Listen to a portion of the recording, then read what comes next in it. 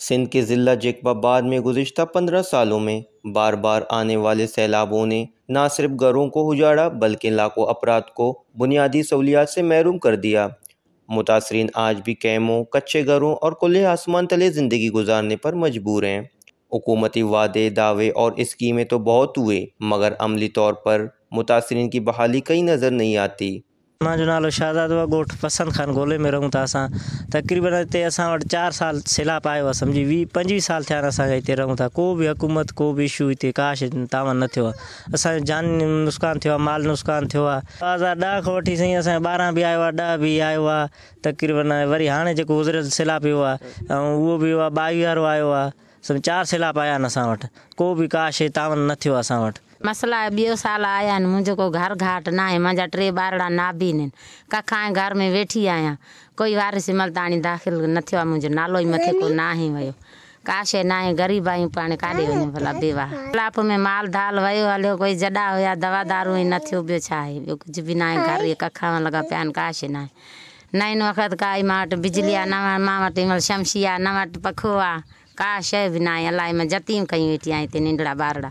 जो हुकूमत खे थिए मदद मां सां करे वञे, मूंखे पंहिंजो घर हिकिड़ो ॾेई वञे बि सही आहे। मां इन ज़लील लॻी वेठी आहियां, जुड़ी फुड़ी में तमामु पाणी में, मींहं में सफ़ा बुॾां थी पई। हुकूमत जे रिलीफ सर मिलण जे तरह जेको मिले बि थो, न मिलण जे बि हूंदे सर्वे कुझु रहिजी बि विया आहिनि अहिड़ा।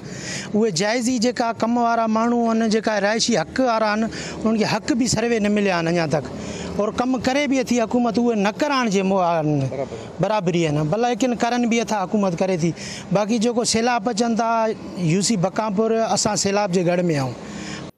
दूसरी जानिब ज़मींदार भी सख्त मुश्किलात का शिकार हैं। इनका कहना है कि हर सैलाब के बाद ज़री ज़मीनें बर्बाद हो जाती है, फसलें तबाह हो जाती है और काश्तकार कर्ज़ों तले दब जाते हैं। उन खां पोइ वरी 12 जो सैलाब हुयो, थोरो माण्हुनि खे साह पवण जी थिए पियो, त वरी 12 जो सैलाब अची वियो। वरी उन खां पोइ अहिड़ी रीति 22 में सैलाब अची वियो। हाणे माण्हू ओधर ते पैसा वठी ज़मीनूं ठाहे थो या फसल करण जी कोशिशि करे थो, घर ठाहे थो, छो जो सभु शइ तबाह थी वञे सैलाब में। उन्हनि खां ओधरनि ते बैंकनि खां कर्ज़ वठ बि क़यामत खेसि लोन जो माना सूद आहे सरकारी बैंकनि जो, ॿाहिरि घुर कंहिंखां त उहा बि ॿीण ते मिले थो। माण्हू जी ज़िंदगी अॼु तमामु हिकिड़े माना ज़लालत में गुज़ारे थो इंसान।